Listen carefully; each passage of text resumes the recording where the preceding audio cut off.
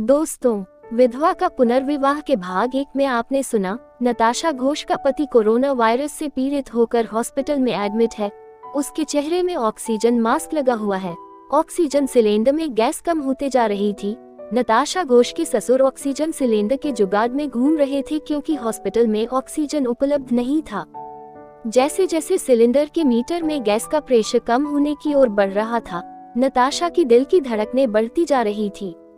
अब आगे दोस्तों, कहानी के दूसरे एपिसोड को आरंभ करने से पहले आपसे अनुरोध है कि चैनल को लाइक करें, शेयर करें और सब्सक्राइब करें। धन्यवाद। वर्ष 2020 मार्च के बाद जैसे पूरे भारत में एक साथ लॉकडाउन लगा हुआ था, वैसे 2021 अप्रैल के बाद फैले वायरस के लिए लॉकडाउन नहीं था।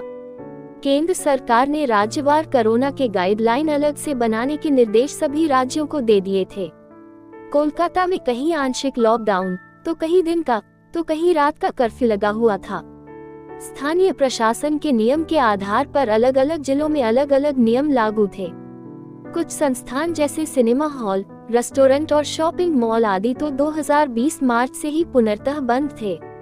टीवी और मोबाइल में दिन रात कोरोना अपडेट्स में वायरस से प्रभावितों की संख्या और मरने वालों की संख्या प्रति घंटे और प्रति दिन के हिसाब से लोग सुनकर उनमें दहशत फैल चुका था। देश के लगभग सारे गवर्नमेंट और प्राइवेट हॉस्पिटल में कोरोना मरीजों से भर चुके थे। शमशान घाट में दाह संस्कार के लिए जगह नहीं बची थी। लंबी लंबी लाइनें लगी हुई थी। हॉस्पिटल मरीजों से भरे पड़े हुए थे। बेड कम पड़ जाने से फर्श पर बिस्तर बिछाकर मरीजों के इलाज चल रहे थे। हर चौथा मरीज 3 से 4 घंटों में ही मौत के मुंह में चला जा रहा था। ऊपर से हुगली नदी और गंगा नदी में लाशों के बहते हुए आने के समाचार पत्रों और टीवी न्यूज पर आने वाली खबरें लोगों की दहशत को और भी दुगुना कर रहे थे। सारे परिजन अपने मरीज की जान बचाने में लगे हुए थे। राजनीतिक पार्टियों, समाज सेवी संस्थान अपनी ओर से जितना हो सके लोगों की मदद करने में लगे हुए थे। तीसरे लहर में लोगों को ऑक्सीजन, हॉस्पिटल में बेड, रेमडेसिविर दवाएं और डॉक्टरों और नर्सों की सेवा प्राप्त करने की परेशानियों का सामना करना पड़ रहा था। सभी अपने अपने स्तर पर प्रयास में लगे हुए थे। ना गांव न शहर, पूरे भारत में लगभग यही माहौल था। कुछ लोग तो हॉस्पिटल भी नहीं पहुंच पा रहे थे, रास्ते में ही दम तोड़ रहे थे। कुछ लोग अपने मरीज को एक हॉस्पिटल से दूसरे हॉस्पिटल में भटकते रहने के दौरान उनकी जान खो रहे थे।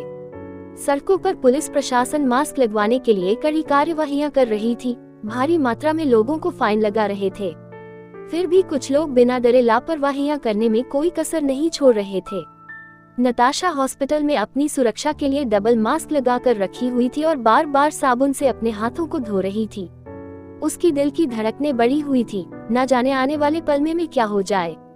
ये डर लगभग सभी मरीजों के पास रहने वाले परिजनों को सताए जा रही थी। नताशा के कुछ रिश्तेदार और परिचितों में कुछ लोग कोरोना से निपट भी चुके थे। इसके चलते भी नताशा भयभीत थी। नताशा का देवर प्रदीप कुमार घोष, जो देव कुमार से 2 साल छोटा था, थोड़ी देर पहले बड़ी मुश्किल से रेमडेसिविर दवाई को ब्लैक में खरीदकर अपनी भाभी को दिया था।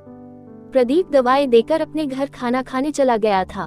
पूरे हॉस्पिटल में हर 1-2 घंटे बाद किसी के मरने की खबर तो किसी के इम्प्रूव होने की खबर मिल रही थी।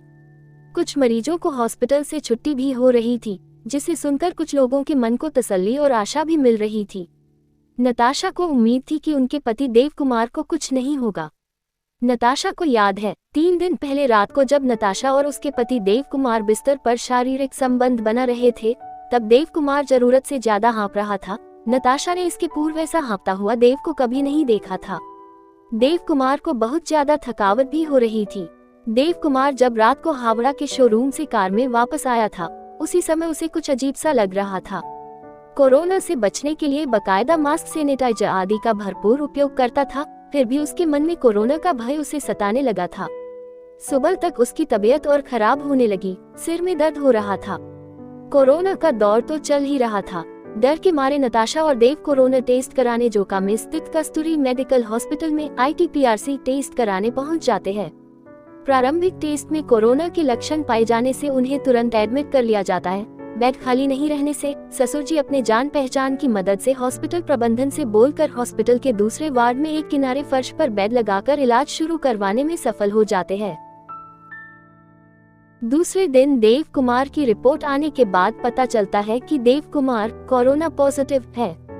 नताशा भी टेस्ट करवाया था, उसका रिपोर्ट नेगेटिव आया था।